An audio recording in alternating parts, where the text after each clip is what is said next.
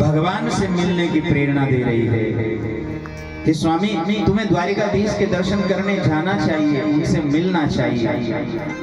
और आज सुदामा जी कहते हैं देवी जाने की इच्छा तो मेरी भी होती है, किंतु शास्त्र कहते हैं भगवान के घर में, भगवान के मंदिर में, मित्र के घर में और गुरु की शरण में कभी खाली हाथ नहीं जाना चाहिए, कुछ ना कुछ लेके जाना चाहिए।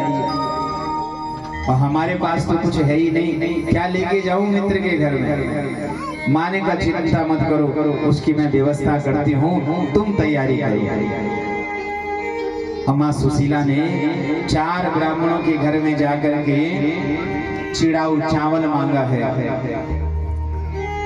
या चित्वा चतुरोन मुष्टिम विप्रान पृथक तंडुलान। और 4 घरों में इसलिए गई, इतनी बुद्धिमता है कि 4 घरों में एक जैसे चावल नहीं होंगे। मेरे ठाकुर को मालूम पड़ जाएगा सुदामा के घर की स्थिति क्या है।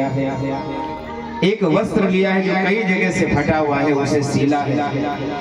मेरे गोविंद को मालूम पड़ जाए, क्योंकि मेरे पति इतने श्रेष्ठ हैं, यदि द्वारिकाधीश पूछेंगे तो कहेंगे कृष्ण मुझसे बड़ा कोई धनाढ्य है ही नहीं और मुझसे ज्यादा आनंद में कोई है ही नहीं। संकेत कर दिया है। आज सुदामा जी निकले हैं महाराज घर से और जाना था द्वारिका, पहुंच गए अयोध्या। किसी ने बताया महाराज ये रास्ता गलत आ गए हो, फिर द्वारिका का रास्ता पकड़ा। 1 साल लग गया पहुंचते। बीच में एक नदी पड़ी है, जो लोग द्वारिकाधीश के मंदिर में गए हों उन्होंने देखा होगा। एक तो वृद्ध द्वारिका है जो समुद्र के भीतर है, ये तो भगवान का घर है।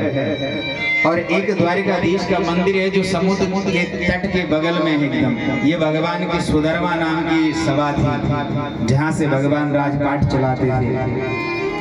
और इसी के ठीक सामने सुदामा झूला है, सुदामा पुल है, बीच में एक नदी आ रही है समुद्र से ही, और फिर समुद्र में ही चली जा रही है। बड़ा सुंदर भगवान द्वारिकाधीश का मंदिर। एक दिन में 5 बार ध्वज बदला जाता है भगवान द्वारिकाधीश का। बड़ी आनंद की नगरी है द्वारिका।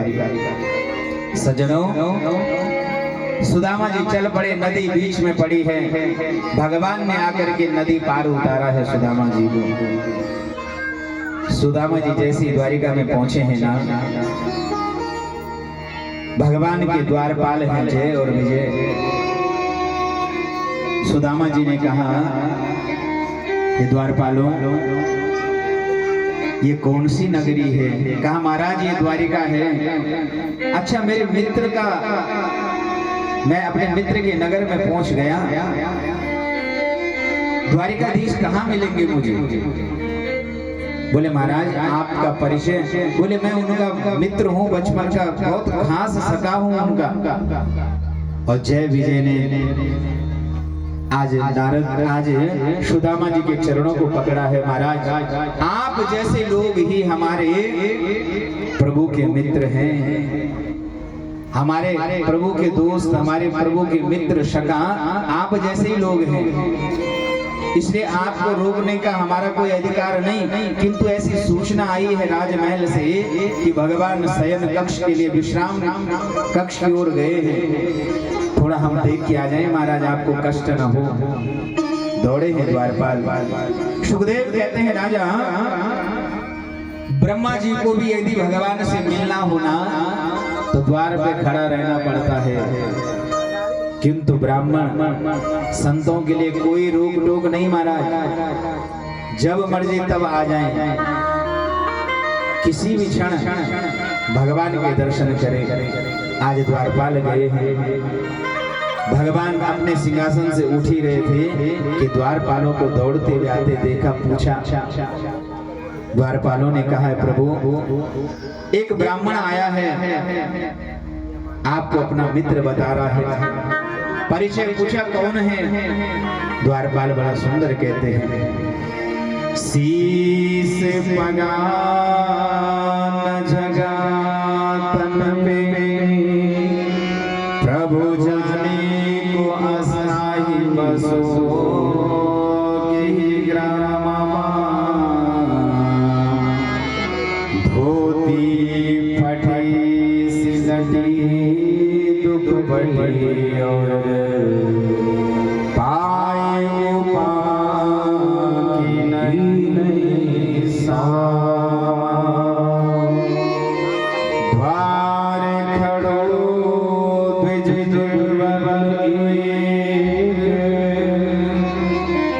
हयो जगसु विरामा, पूछत दीन दयाल को धमा, बतावत अपनो नाम सुधा। वर्णन किया है सुदामा जी का। प्रभु ऐसा एक ब्राह्मण आया जिसके शरीर में एक एक हड्डी को गिना जा सकता है, सर पर कोई पगड़ी नहीं, तन पर एक ही साबुत कपड़ा नहीं, हाथ में जो डोरी बंधी हुई है वो भी कई जगह से उधड़ी हुई है। और प्रभु आपका पता पूछ रहा है और कह रहा है कि आपका सखा है, नाम है सुदामा। और जैसे भगवान ने सुदामा सुना ना, दौड़ पड़े हैं गोविंद।